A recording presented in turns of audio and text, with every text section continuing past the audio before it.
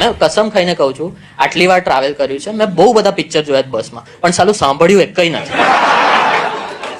કોઈ બીજા જ સાઉન્ડ ચાલતા હોય. પુષ્પા બતાવતા હતા, એમાં પેલાનો સ્ટેપ આવ્યો અને એમાં કોઈ કાકાની રિંગટોન આમ લીલી લેમડી, આટલો સ્વેગ વાળો લેમડી પર નાચે, કેવું લાગે યાર.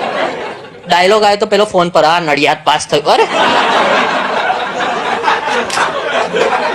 અને એમાં સૌથી વધારે દુશ્મની ક્યારે હોય ખબર? જ્યારે માણસને એની લિમિટ ના ખબર પડે. અને હું સેક્સ્યુઅલ વેમાં તો કહેતો પણ નહીં, હું પેલી પુશબેક સીટની લિમિટની વાત કરું છું. જરૂરી નહીં તમારે મારા ખોળામાં આવી જવાનું. તમારું નામ શું છે? હે, સ્નેહલ. સ્નેહલ, તમે ગયા છો લક્ઝરીમાં? હવે હું તમારી આગળ બેઠો, બરાબર? આપણે નહીં ઓળખતા, આ તો હું સ્ટાર છું એટલે.